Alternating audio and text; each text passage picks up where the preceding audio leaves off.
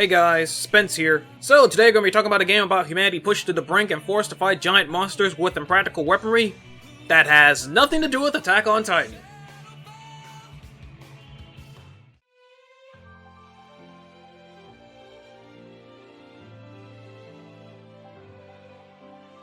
So, God Eater. This series was published by Bandai Namco Entertainment and has been largely developed by Shift, but for these more recent PC ports, Q-Lock also had a hand in it. The first God Eater was released back in 2010 and subsequent re-releases in 2010 and 2015. And similar treatment with the sequel, God Eater 2, which was released in 2013 and then again in 2015 and 16. And after that it spilled off into anime, manga, and physical merchandise. But we're not talking about any of that, as this is the first game or games to be released on PC. For some reason, God Eater 2 is packaged with God Eater 1, because Bandai Namco wants to be cool like that, and whether they will separate these things in the future, I do not know. But for right now, we're going to be talking about both of them, to the best of my ability. So, what exactly is going on in God Eater 1, Resurrection, and God Eater 2, Rage Burst? The plot of God Eater, it can basically be summed up as this. On a parallel Earth, beings called Aragami appear. These beings can vary in size from small to incredibly large, and they have a nasty tendency to eat everything in sight. These things include cars, other origami, buildings, but most importantly, people. Flash forward into the future and humanity has been pushed to the brink, with humans having to be housed in giant shelters. But not all hope is lost. An organization called Fenrir is fighting back against the giant monsters, with special soldiers referred to as God Eaters who are bound to special weapons called God Arcs, which once a person is bound to a God Arc, they have increased strength, endurance, and the means to fight back against these giant monstrosities where other conventional weapons fail. In both games, you start off as a rookie newly assigned to their God Arc.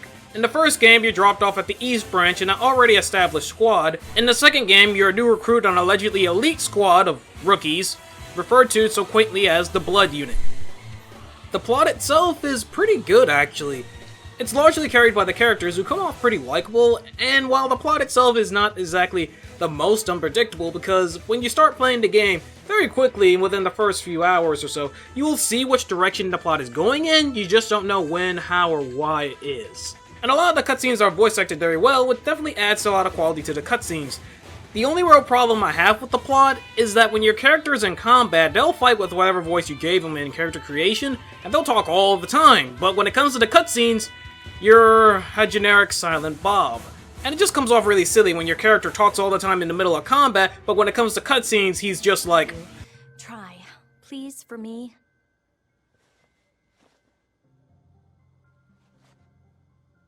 Mission today. Well, almost everyone. No, I'm just kidding. What are you trying to tell me? What's happening? Oh, it's you. Sorry, you can be so quiet.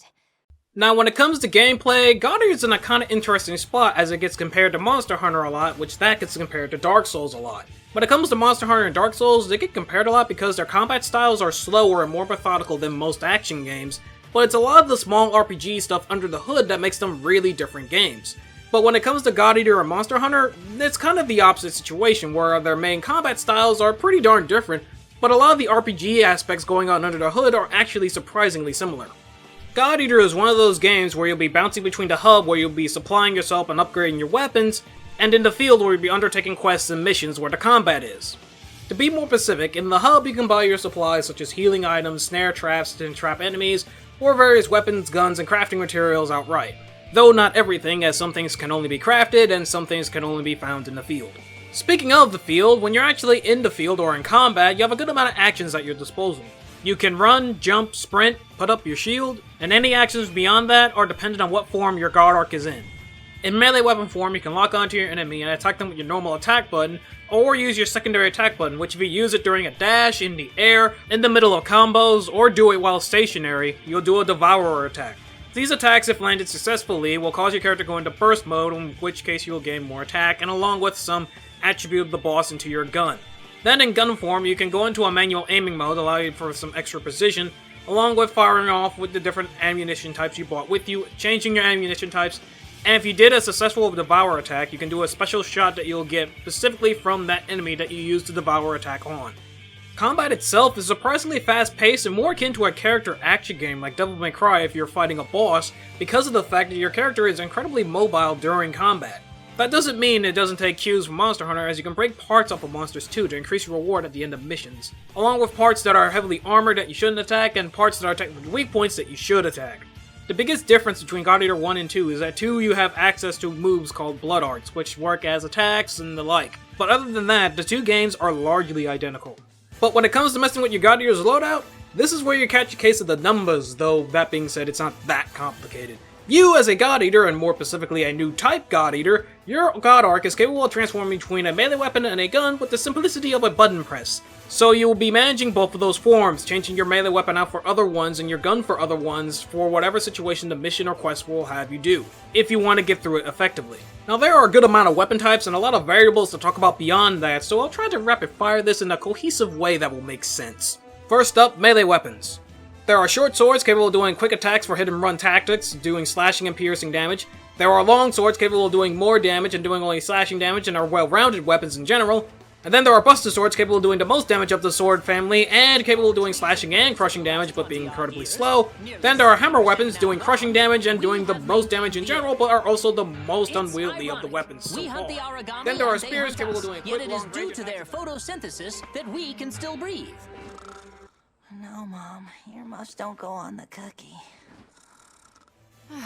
Really? Does he not understand how important this is? And that's not even talking about how guns do their own various amounts of slashing and crushing damage. That's not even talking about how the weapons have their own different elemental affinities and how you can apply them. It's not even talking about how you can upgrade weapons.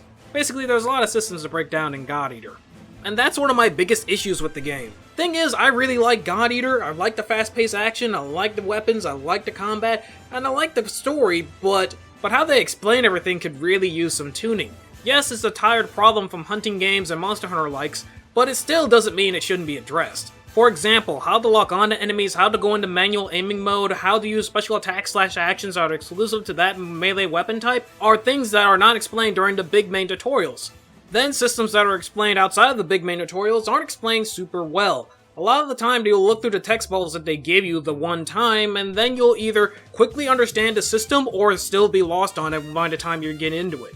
I still use the default bullets and change out the ammunition type and element accordingly for what situation demands of it, but I still don't know how to craft bullets that I wouldn't be caught dead with, and I mean that in the literal sense. Is he serious? The fact that you have survived long enough to become a God Eater is astounding. Then the game has a really hard time balancing itself, especially at the beginning of the game when you're just stomping on enemies for a couple of hours. Yes, at that point they're trying to ease you into mechanics and give you time to experiment with the different weapons and options you have, but at the same time it doesn't make for the most engrossing gaming experience. It's only after 5 or 6 hours that the game finally picked up to the point where normal battering ram tactics stopped being effective, or at least not preferred if you want to get out the mission unscathed. The gameplay itself is fun, it just leans on the convoluted side sometimes. As long as you're given melee and gun weapons, attack stats are relatively high for that given weapon type, and if your elemental affinities have been put into consideration, you should be able to progress just fine through the later levels, which do increase in difficulty. Especially on missions where you have to deal with multiple large monsters at once, where you also have to coordinate with your party members, which can be AI or humans if you decide to play online. But yeah, in general, gameplay is really fun and gives you a lot of options. Heck, they'll even let you import your save data, basically allowing you to change how your main character looks or gender, while keeping your game's progress. Just a bit on the convoluted side. I'm getting real tired of this kind of... Huh? Oh, whatever. Presentation-wise, it gives you a lot of options when it comes to the visual department, and that's really impressive coming from a Vita game. Characters look just fine, though they have a case of stiff hair and pointy edges, and the monsters really look good, but the thing is, the only real problem I have with the visual department is that environments can be really flat at times as the way of the world when it comes to video games. But hey, at least it's not being governed by loading screens and a lack of options and functionality. On the sound side, the sound effects do their job, especially with the guns making them feel satisfying to hit enemies with them. Meanwhile, the soundtrack, yeah, some tracks stand out, some tracks don't. I guess it's just because this isn't my style of music that I really like. A lot of it's orchestral, sometimes techy, sometimes jazzy, but it really just depends on the mood that they're trying to set. Then the voice acting, yeah, like I said, it's pretty good, and there's a lot of banter in missions that I might normally complain about if they didn't give you so many options for it. You can choose to turn them off completely, choose for them to be text only, choose them to be voice only. They give you a lot of options in this regard. In short, the presentation is really good. It gives you all the options you will want where it matters. And that's God Eater 1 Resurrection and God Eater 2 Rage Burst. Would I recommend these games? For the most part, yes. There are very few games like this available in the West on the PC that doesn't require a translation patch or a third-party program to get past an IP block. I will admit, some of the systems in the game can really do some better explaining, like how slash, crush, and piercing damage work, have all the controls properly explained in the main tutorials, and some of the other finer aspects of the game. But the gameplay is really fun, and the plot definitely gives you incentive to keep going forward to see what exactly will happen next. And once you get a grasp on the mechanics, having strategies come together in the heat of combat is a pretty satisfying feeling. And since as of the day of this video you will still get 2 games for the price of 1, it's definitely gonna last you a good while. In conclusion, a very fast-paced Monster Hunter-like that if you're into action RPGs or are generally tired of Monster Hunter being on a handheld, it is definitely worth your time. And if you have friends to play with you, even more so. Just keep in mind that sometimes the mechanics can be just as mysterious as the plot. Mission accomplished. Prepare to return to base. Well, look at that. Guess who notched up a win? Hardly worth my time. I can't wait for that chopper. Let's head home, guys. Done. Hello again, thanks for watching. If you happen to like this sort of content, drop a like, comment, subscribe, and maybe tell a friend who also be interested in this sort of content. In the meantime, you can click on the left annotation to see the last review I did, for Hard & Slash, a small, pretty fun action game for what it is. On the other hand, if you want an example of a bad Vita port, you can click on the right annotation to see my video on Final Fantasy Type 0 HD. HD, really. It's still broken for some people, I hear.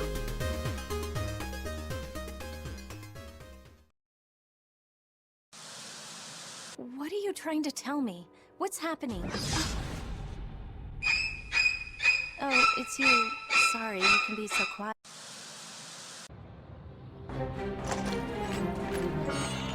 Hey, what's up? I assume you're the new star rookie everyone's been going on about. I'm Eric. That's right, Eric der Vogelweide. I suggest you do your best to emulate me. I've been out defending humankind for a while, and I think I know. Eric, look out!